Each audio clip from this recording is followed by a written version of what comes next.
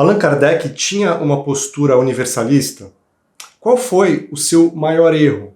O chamado codificador do Espiritismo era, em muitos aspectos, um homem à frente de seu tempo, mas também não deixou de ser influenciado por ele.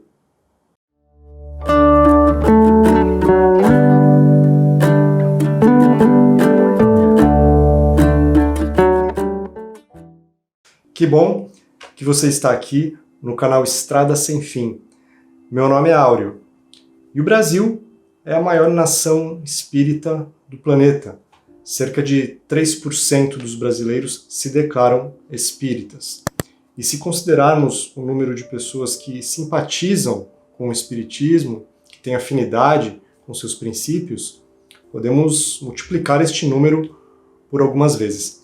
E o homem responsável por organizar estas ideias se chamou Hippolyte Léon Denisard Rivail, que mais tarde adotou o pseudônimo de Allan Kardec. Allan Kardec foi um cientista, um pedagogo, um homem sedento por conhecimento, sem barreiras para acessá-lo. Filho de pais católicos, chegou a publicar alguns livros sobre pedagogia na França e até a ser relativamente conhecido por este trabalho. Por volta de 1855, ele começou a ficar sabendo que a aristocracia parisiense estava se divertindo nos salões com aquela brincadeira das mesas girantes. Ele ficou muito intrigado, interessado e resolveu investigar o fenômeno e tinha certeza que ia descobrir que se tratava de uma fraude. Na primeira sessão em que compareceu, de mesas girantes, em maio de 1855, Kardec saiu atordoado. As mesas giraram como nunca e ele constatou que aquilo tinha que ter, de alguma forma, uma causa inteligente. 2 anos mais tarde, ele já publicou o primeiro livro, Livro dos Espíritos, de 1857. E ele deixou claro, já na folha de rosto de O Livro dos Espíritos, que não se tratava de uma obra sua, mas sim um livro escrito e publicado conforme o ditado e a ordem de espíritos superiores. Portanto, Kardec com certeza não concordaria com o termo kardecismo, porque as ideias que compõem a doutrina espírita não são provenientes de sua mente, ele apenas as organizou, mas vieram do ensino de espíritos superiores. Kardec tinha um método para isso, um dos principais chamou de universalidade do ensino dos espíritos, ou seja, as comunicações que ele reunia, ele não se limitava à sua equipe mais próxima, aos médiums mais próximos. Ele coletava informações provenientes de qualquer parte do planeta e as comparava, analisava com critério, com cuidado. Ou seja, ele tinha, dessa forma, uma característica postura universalista, se baseando numa visão, ou tentando ao máximo, uma visão de totalidade. E Allan Kardec já esteve envolvido em outros contextos, em outras vidas, em situações que desafiaram as religiões tradicionais. Seu amigo espiritual Zéfiro lhe revelou, em 1857, que o professor Rivail, como era chamado até então, já tinha encarnado numa época anterior ao nascimento de Jesus como um sacerdote celta, um druida, chamado Allan Kardec. Foi exatamente dessa vida que ele tirou o seu pseudônimo, Allan Kardec, que adotaria para assinar os livros espíritas. E segundo uma psicografia de Chico Xavier, que foi publicada na revista O Reformador, Allan Kardec, depois de alguns séculos, estava encarnado no século XV como o grande pregador tcheco Jan Hus. Jan Hus, que trouxe ideias muito avançadas, foi excomungado pela Igreja Católica em 1410, porque condenava várias práticas da Igreja Católica, e em 1415 foi executado numa fogueira da Inquisição, o que o levou a ser considerado o primeiro mártir pela liberdade religiosa. No século XIX, Jan Hus reencarna na França, na reencarnação em que ficou conhecido como Allan Kardec, com a missão de reunir ensinamentos que seriam muito importantes para as mentes ocidentais, trazendo muitos princípios que já eram comuns no Oriente, como reencarnação e lei de causa e efeito. Reencarna na França, centro intelectual do mundo naquela época. Constata-se também uma postura não sectária, universalista de Allan Kardec, no fato de que os frequentadores da Sociedade Parisiense de Estudos Espíritas, o primeiro centro espírita do mundo, fundado por Allan Kardec, todos os seus frequentadores, ou praticamente todos, tinham alguma outra religião. E isso, para Allan Kardec, ele escreveu isso na Revista Espírita de maio de 1859, era uma prova que o Espiritismo não era uma religião. Na mesma Revista Espírita, Kardec publica em outra ocasião as estatísticas do Espiritismo. Ali ele estimava mais ou menos quantos adeptos o Espiritismo já tinha angariado. Naquela época, a França era o país com o maior número de espíritas. Kardec estimou em cerca de 600 mil, por volta de 1859.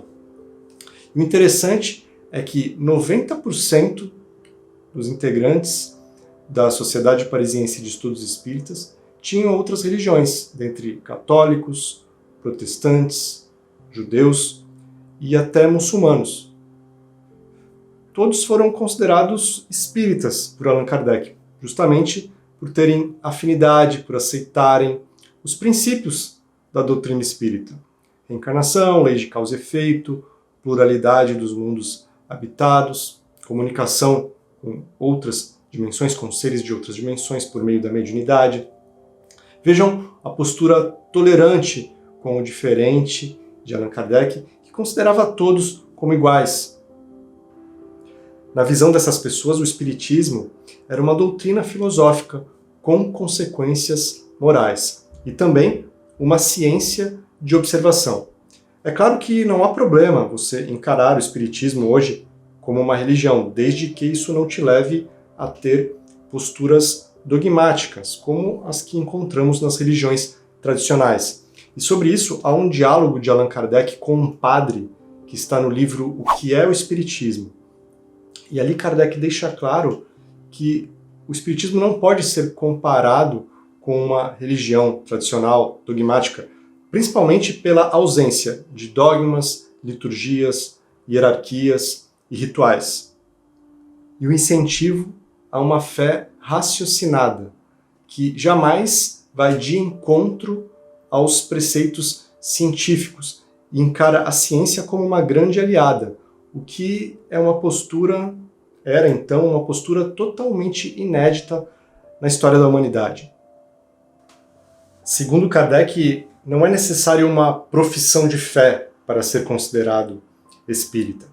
Vocês devem conhecer pessoas que até têm outras religiões, mas simpatizam com a doutrina espírita e com seus postulados, ou com alguns deles. Até mesmo pessoas sem religião. Porque se declarar sem religião não significa que essa pessoa não tem algum tipo de crença. E as pessoas que se colocam como sem religião estão crescendo cada vez mais. No censo de 2010, elas eram 8% da população. Já numa pesquisa da Datafolha de 2022, já eram 14%. E entre os jovens de 16 a 24 anos, quase um terço, mais de 30%, já se declaram sem religião. Grupo maior do que os que se declaram evangélicos, por exemplo. E para essa turma que se declara sem religião, e talvez muitos aqui no canal sejam deste grupo, a doutrina espírita se torna uma opção de um dos grandes referenciais que podem ser adotados, principalmente pelo seu caráter abrangente, pelo seu caráter didático e possibilidade de ser estudada sem nenhum tipo de vinculação institucional ou religiosa. Kardec também adotou uma postura universalista quando ele publicou o seu Catálogo Racional de Obras para se fundar uma biblioteca espírita. Neste catálogo ele não colocou apenas obras espíritas, colocou obras sobre todas as religiões, inclusive uma sobre a vida de Krishna, e comentando esta obra, ele pondera que Moisés bebeu dos ensinamentos da antiga Índia e, portanto, temos pontos a aprender com todas as tradições religiosas. Kardec também recomenda livros sobre a vida de Buda, Maomé e o Alcorão, recomenda a leitura de romances como o maravilhoso Robinson Crusoe, até livros sobre a vida do mago Merlin, sobre viagens à Índia, ao Tibete. E olha só, ele também recomenda a leitura até de adversários do espiritismo, escrevendo que jamais poderia se pensar em proibir a leitura de um livro, porque isso significaria temer o seu conteúdo. Pelo contrário, deveremos ler os adversários das nossas ideias para termos uma forma de comparar com o que pensamos e crescer neste processo. Allan Kardec, que jamais intencionou proibir qualquer livro, teve os seus livros queimados em praça pública. Isso aconteceu no ano de 1861, um episódio que ficou conhecido como Auto de Fé de Barcelona. Kardec comentou este episódio na Revista Espírita com o título Retorno à Idade Média, porque encarou como um grande retrocesso se queimar livros em praça pública, mesmo naquela época, 200 anos atrás quase.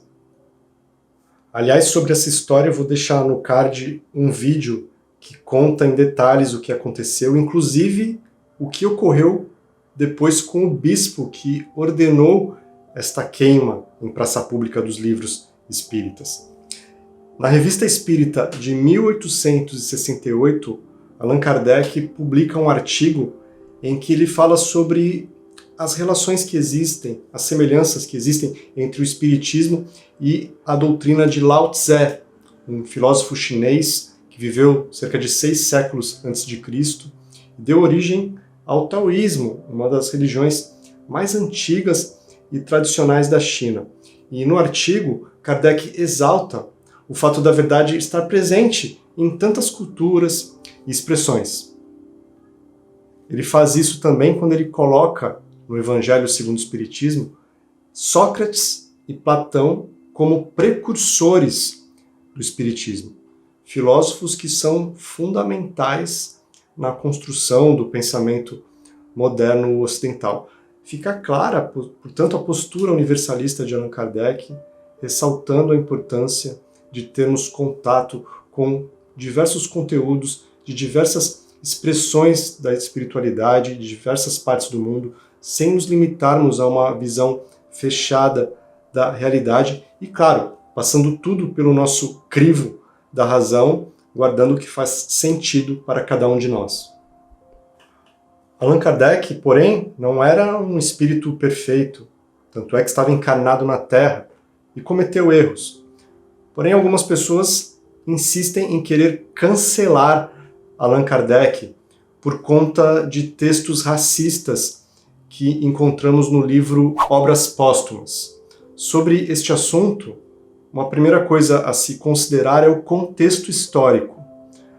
Naquela época, a ciência era racista e dificilmente um homem encarnado naquele meio, interessado por ciência como era Allan Kardec, deixaria de se contaminar com essas ideias de alguma forma.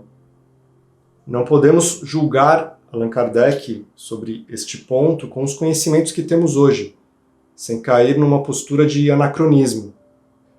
Com certeza, hoje, Allan Kardec não escreveria estes textos da mesma forma, porque ele sempre ressaltava que o Espiritismo deveria acompanhar o progresso da ciência, mesmo se esta ciência o contrariasse em algum ponto e demonstrasse que esse ponto era realmente fundamentado em evidências, em fatos e em estudos. E a própria ciência, no século seguinte, abandonou qualquer tipo de ideia racista sem fundamento. A maioria dos que gostam de ressaltar este erro de Allan Kardec, provavelmente se estivessem encarnados naquela época, naquele caldo de cultura, poderiam ter feito coisas bem piores. Outro ponto a se ressaltar é que o livro Obras Póstumas ele foi editado após a morte de Allan Kardec, com textos reunidos por seus amigos e familiares. Muitos textos deste livro não foram selecionados por Kardec para compor os livros principais da doutrina espírita. Talvez porque ele já tivesse revisto, refletido sobre outros pontos e deixou estes textos de lado, que só aparecem neste livro, Obras Póstumas, que não foi ele que organizou. Mas o mais importante é que no corpo da doutrina espírita permanece a ideia central, ideia que Kardec preservou e que coloca por terra qualquer tipo de preconceito. A ideia de que todo ser humano é igual em essência, todos nós temos a mesma origem, o mesmo destino, e podemos reencarnar em qualquer tipo de condição social, gênero ou etnia.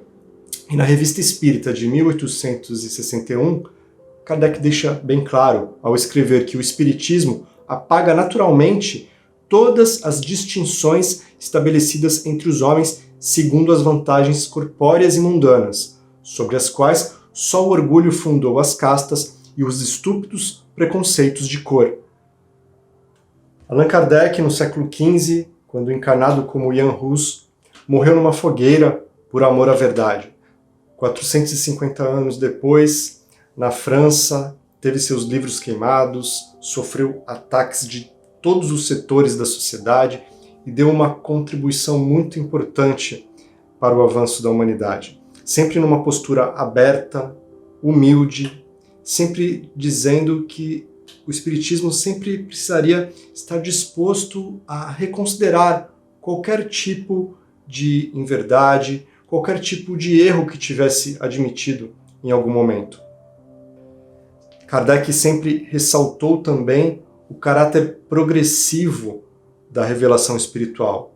Jamais disse que o Espiritismo tinha toda a verdade acabada ali. Não, ele sempre explicou que a verdade ia chegando de diversos pontos, progressivamente, conforme o grau de entendimento, de expansão da consciência, conforme o grau de nutrição espiritual que a humanidade precisaria em determinado momento.